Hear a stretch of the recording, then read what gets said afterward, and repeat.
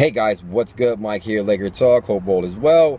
We play Denver tomorrow for our second preseason game of 2016. Excited about that. In between games, let me throw out a topic for us to discuss. I was about to make a video about Julius Randle and the fundamentals that he's lacking and how he still looks a little rookie-ish out there. But in between that, I said, let me hold off. Let me wait for another preseason game before I see how he bounces back and all that stuff. In between that, I was listening to NBA radio on my way to work, and they were talking about how in today's basketball, a lot of players are lacking in good high basketball IQ and fundamentals, right? You have your top tier guys, you have your LeBron James and stuff like that, and Steph Curry, you know, Chris Paul and all that stuff, and then from there it's a big drop off. A lot of guys are lacking. And one guy was talking about how it's also a combination of, you know, back in the day, because back in the day you had a lot of guys, even on the bench, they had good basketball IQ and good basketball fundamentals, right? Today's players are naturally more athletic, stronger, bigger, etc., right? But they're lacking in the IQ part and the fundamentals. They were saying back then, they were staying in college longer, 3-4 years in college, right? Chris Paul, Timmy Duncan, right? Magic and all those guys, right? They stayed three years at least, I guess, 3-4 years in college, right? There was no one and done. Now you got one and done. You got guys going AAU, they're dominating, creating their mixtape and all that stuff. Some high school basketball. They spend 5 months in college and then they come into the NBA. I think there should be a 2-year minimum.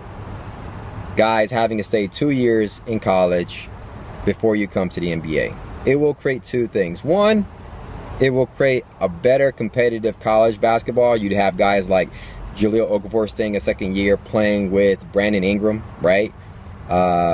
You got Karl Anthony Towns staying a couple years in Kentucky, whatnot.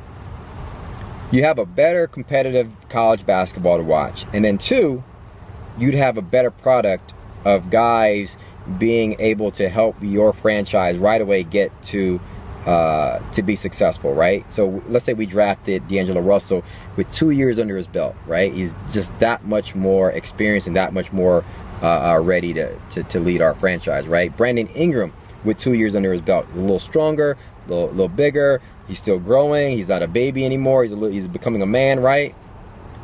You know, because you look at guys like, you know, Damian Lillard, whatnot, right? Staying, you know, several years in college. He comes out and he, boom, helps his franchise right away.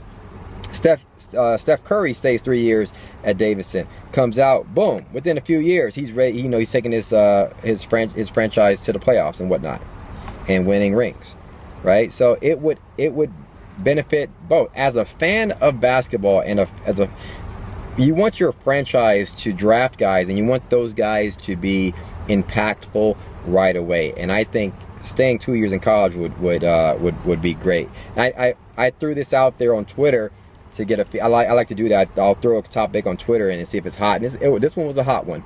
A lot of folks were agreeing with me. A lot of folks were disagreeing with me. Now, a lot of the folks that were disagreeing with me were saying, Mike, you can't stop guys from getting paid. You know, these guys are poor. You know, they should be able to put food on the table and whatnot. Let them get that check. You know, they totally disagree with me, right? They're saying, like, let them get paid, right? One guy was like saying, you know, you can't stop their fate. Listen, I'm not even looking at it like that. I'm not stopping anyone's fate. I'm not stopping anyone from putting food on their table. If they want to go work at, you know, Home Depot or friggin' Walmart to pay for some food, go and work.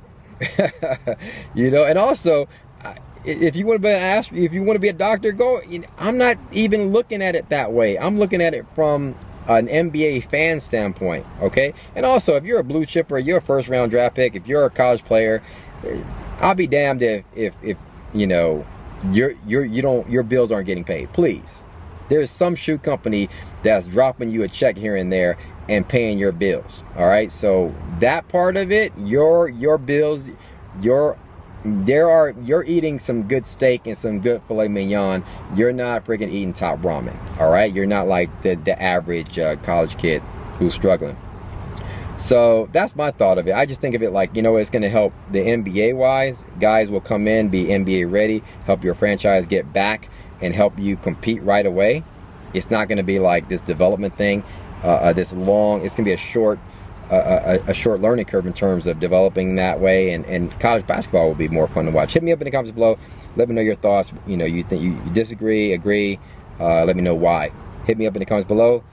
Thanks for watching, commenting, subscribing. As always, follow me on Twitter at MikeSportsLA. Talk soon. Peace.